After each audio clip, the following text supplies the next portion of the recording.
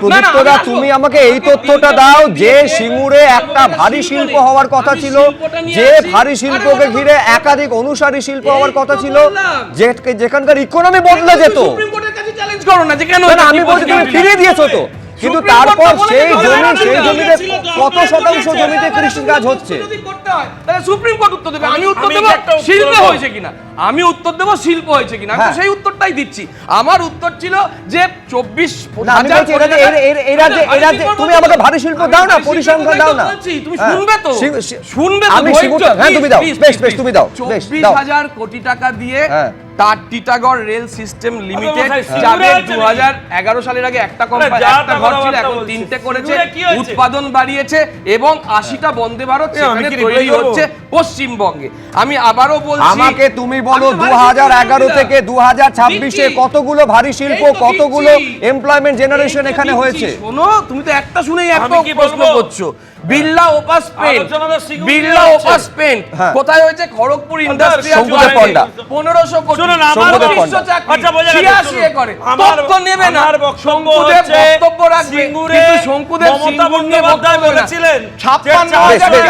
আমি এবার প্রদীপ্তদাকে থামালাম। শঙ্কুদেব পান্ডা TCS 56,000 recruitment দিয়েছে। আরে তুমি তো আমার সময় বলে গেলে, তথ্য নিতে শিখতে হবে তো। চিৎকার না করে তথ্য দিতে তো হবে না। টিসিএস এ 56,000 চাকরি সিঙ্গুরে আমি ছিলাম না। কে বলেছে? তুমি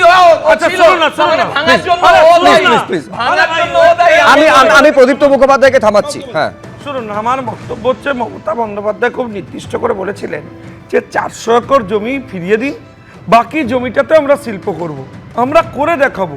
400 একর জমি তিনি ফেরালেন, তাতে চাষ হলো না, শিল্প একটা জমিতেও আর হলো না। ওখানে একটা জ্যান্ত সব মৃতদেহ তৈরি করেছেন উনি, শুধুমাত্র রাজনীতিকে টিকিয়ে রাখবার জন্য।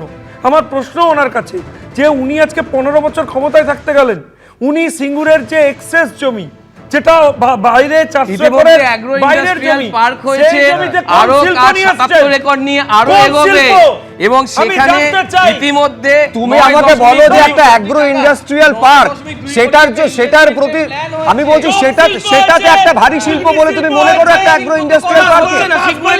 কত হাজার সেখানে এমপ্লয়মেন্ট জেনারেশন হয়? ভারী শিল্প নিয়ে এখানে সিঙ্গুর নিয়ে কথা হবে। সিঙ্গুরে কি হয়েছে? ভারী শিল্প নিয়ে বলছি, তখন তুমি সিঙ্গুরে আসছো। যখন সিঙ্গুর নিয়ে বলছি তখন আবার ভারী শিল্প। না, আমি বলছি সিঙ্গুর নিয়ে একবার নয় 1000 বার আসতে হবে।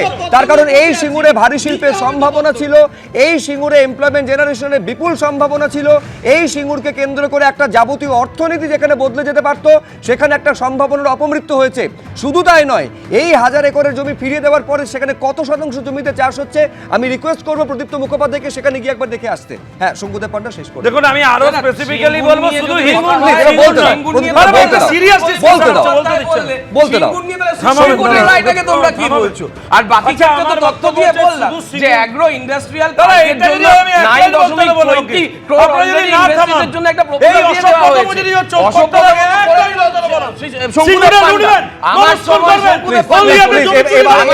এভাবে শো চালিয়ে নেওয়া যায় না। আমি তোমাকে থামাচ্ছি। আমি একবার দেখুন, যাদের জন্য আমরা এই আলোচনাটা করছি সেটা তো সিঙ্গুরের বাসিন্দারা।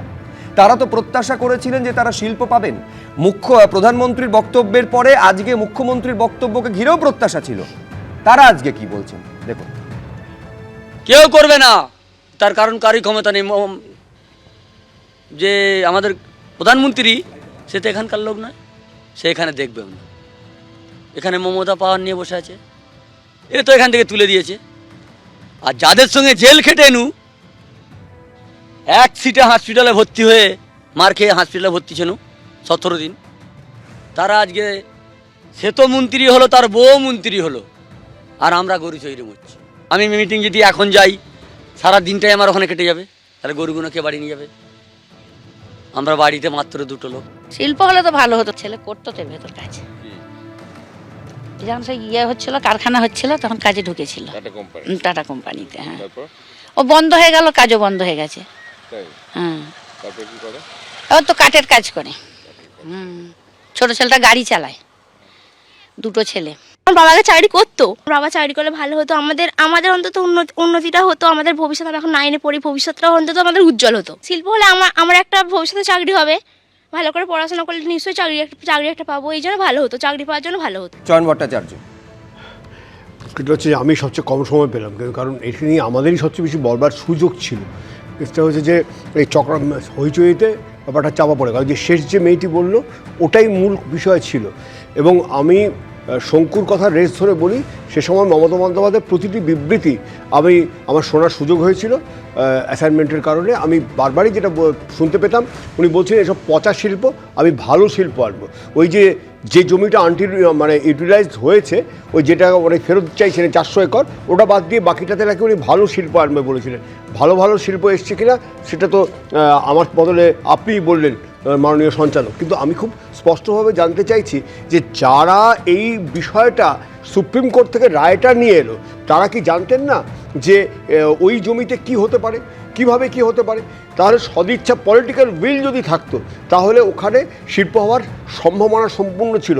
যে মিটিংয়ে পুরসভা ওই কাজের জন্য সিঙ্গুরে পাঠাচ্ছিল, বুলডোজার পাঠাচ্ছিল, পেলোডার পাঠাচ্ছিল, সেই অধিবেশনটায় আমি দুঃখজনকভাবে হলেও আমরা বামফ্রন্টের কাউন্সিলররা সে সময় ছিলাম, আমরা সমালোচনা করার চেষ্টা করছি, তখন থেকে চাপিয়ে দেওয়া হয়েছে যে তোমরা কৃষক বিরোধী।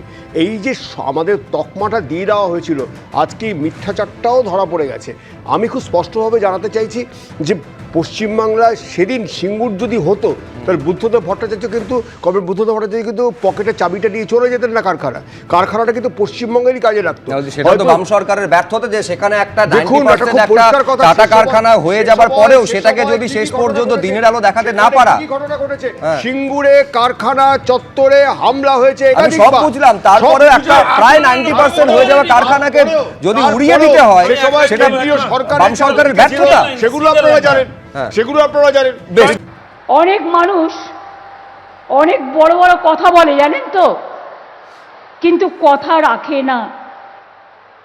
কিন্তু আমরা কথা বললে মনে রাখবেন, আমি মরে যাব সেটাও আমার কাছে ভালো, কিন্তু আমার কথার দাম, আমি যদি কথা দিই, আমি কথা রাখি 100%। সিঙ্গুরের মাটি, যে মাটি আমায় জয় করিয়ে দিয়েছিল, সিঙ্গুরের কৃষি জমি ফিরিয়ে না দিলে আমি জীবন বাজি রেখেছিলাম, 26 দিন অনশন করেছিলাম, আরো করতাম, মরবার জন্য তৈরি ছিলাম, কিন্তু কৃষকদের জমি ফিরিয়ে দেবো বলেছিলাম, ফিরিয়ে দিয়েছি। আর তোমরা কি করেছো?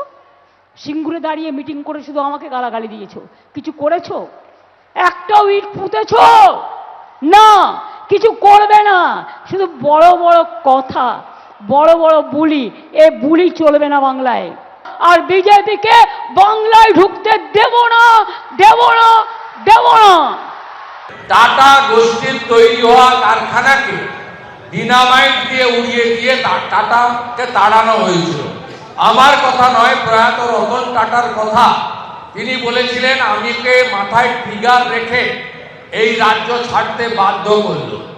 আমি ব্যাডেনকে ছাড়লাম, অর্থাৎ আমার কথা নয়, মাননীয় রতন টাটার কথায়। ব্যাডেনের নাম হচ্ছে তৎকালীন বিরোধী দলনেত্রী মমতা বন্দ্যোপাধ্যায়, এবং আমি গুড এমের কাছে যাচ্ছি। অর্থাৎ তৎকালীন গুড এম ছিলেন গুজরাটের মুখ্যমন্ত্রী, তৎকালীন সম্মানীয় বর্তমান প্রধানমন্ত্রী নরেন্দ্র মোদীজি। সেখানে উনি কখনো গিয়ে সরষার বীজ ছড়িয়েছেন, কখনো গিয়ে জেসিপি মেশিন দিয়ে জলাশয় তৈরি করে মাছ চাষের কথা বলেছেন, কিন্তু কোনোটাই সফল হয়নি। সিঙ্গুর কার্যত মমতা বন্দ্যোপাধ্যায়ের হাতে শ্মশানে পরিণত হয়েছে। তাই 15 বছরে কোনো বড় বিনিয়োগ, বড় ইন্ডাস্ট্রি পশ্চিমবঙ্গে আসেনি। এক এক করে পেট্রোকেমিক্যাল সহ আমাদের নানা বড় বড় গোষ্ঠী পশ্চিমবঙ্গ ছেড়েছে। মোট শিল্প চলে যাওয়ার সংখ্যা 6888টা এই 15 বছরে। এবিপি আনন্দ, এগিয়ে থাকে, এগিয়ে রাখে।